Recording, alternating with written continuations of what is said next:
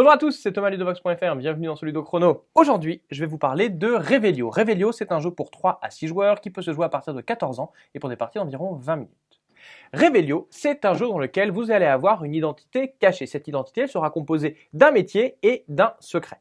Pendant la partie, vous allez répondre à des questions et en répondant, vous allez donner des indications sur cette identité. Les autres joueurs vont devoir essayer de deviner quelle était votre identité. Plus de joueurs vont trouver votre identité, plus vous marquerez de points. Mais attention, si jamais c'était trop facile et que tout le monde a découvert soit votre métier, soit a découvert votre secret, eh bien, ne vous marquerez aucun point pour l'un de ces éléments. Alors voyons voir comment cela va se passer. Eh bien tout d'abord, au début de la partie, chaque joueur va recevoir une fiche sur laquelle il va pouvoir prendre des notes, un par avant. Je vais enlever le mien pour que vous voyez plus clairement ce qui se passe. Et surtout, on va choisir à quelle époque on va jouer. On pourra jouer à l'époque moderne, à l'époque victorienne ou bien à une époque médiévale fantastique. On va alors mélanger les cartes correspondantes et chaque joueur va recevoir 4 cartes. 2 cartes qui correspondent à un métier et également 2 cartes qui correspondent à un secret. Il est à noter que derrière nos paravents, on pourra avoir une liste des métiers et des secrets. Chaque joueur va donc construire son identité en choisissant un des 2 métiers et en choisissant un des 2 secrets. Il va le noter sur sa feuille ici. Donc moi, j'ai choisi d'être un réalisateur qui faisait des tags interdits, mais je vais quand même noter les 2 cartes que j'ai reçues, parce que comme j'ai reçu ces 2 cartes, les autres joueurs ne les ont pas reçues et je peux donc éliminer ces 2 cartes des possibilités pour les autres joueurs. Une fois que c'est fait, on va faire un tas avec les 5 questions qui sont ici, on va pouvoir commencer la partie. Celle-ci est organisée en 5 tours. À chacun des tours, un des joueurs va prendre la première carte du paquet questions et va la lire à haute voix. Alors les cartes du paquet questions, il y en a 2 types. Elles pourront porter sur des informations générales, sur notre apparence et certaines cartes seront même propres à l'époque à laquelle on joue. Donc ici par exemple la question est « Qu'avez-vous remarqué en venant ?» Alors moi je vais dire aux joueurs, comme je veux leur donner des indices mais pas trop, je vais leur dire eh bien en venant, j'ai remarqué qu'il y avait un petit chat qui marchait sur un mur et que ce mur n'était pas très éclairé dans une ruelle, pas très éclairée. Alors pourquoi est-ce que j'ai dit tout ça? Eh bien tout simplement pour leur parler des petits chats, puisque peut-être que mon secret c'est que je poste des vidéos de chatons, ou peut-être que j'ai peur des animaux de compagnie, ou peut-être que je suis un dresseur, mais en réalité ce que je cherchais à leur faire dire c'est que il y a un mur qui n'est pas très éclairé, je vais pouvoir aller y faire des tags.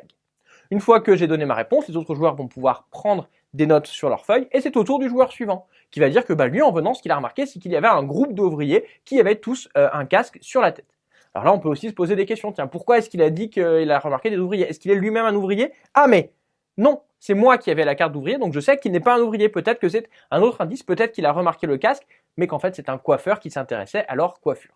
Dans tous les cas, il va falloir que l'on note sur notre feuille ici les différentes hypothèses que l'on a en fonction des réponses des joueurs. Par exemple, la réponse qu'a donnée un joueur me fait penser que c'est peut-être un coiffeur. Je vais noter ici un numéro 1 pour me rappeler que tiens, cette réponse me fait penser que c'était un coiffeur. Mais peut-être que plus tard, j'aurai d'autres hypothèses. Tiens, la deuxième réponse me fait penser qu'il a peut-être l'identité 2 ou bien l'identité 8. On va devoir également noter à cet emplacement les réponses que l'on a données nous-mêmes. En effet, à la fin de la partie, il faudra que l'on répète ces réponses pour aider les joueurs à affiner leur déduction finale. Une fois qu'on a répondu chacun aux 5 questions, les joueurs vont pouvoir réfléchir et essayer de proposer des identités pour chacun des joueurs. Ici, je peux me dire, tiens, ici, je pensais que c'était un coiffeur. La 3e réponse m'a aussi fait penser que c'était un coiffeur, ainsi que la 5e. Ça doit être un coiffeur. Je vais noter ici un petit 1.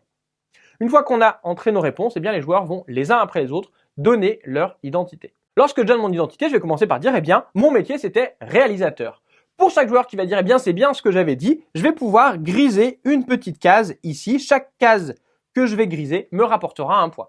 Mais attention, si jamais tous les joueurs ont trouvé la bonne réponse, si jamais ici à 4, j'ai grisé 3 cases, eh bien, dans ce cas-là, je vais devoir barrer toutes ces cases, je n'aurai aucun point. J'étais trop clair dans mes indices. On va faire ensuite la même chose pour mon secret, et une fois qu'on a fait ça, on passe au joueur suivant.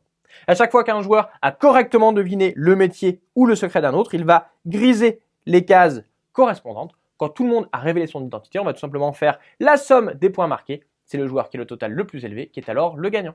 Il est à noter que vous pouvez également jouer en plusieurs manches. Revelio, c'est donc un jeu dans lequel il va falloir répondre aux questions de façon suffisamment ambiguë pour qu'il y ait quelques joueurs qui ne trouvent pas la réponse, mais suffisamment clair pour qu'il y en ait quand même quelques-uns qui la trouvent. Voilà, vous savez presque tout sur Revelio. Maintenant, à vous de jouer et à bientôt sur X.fr.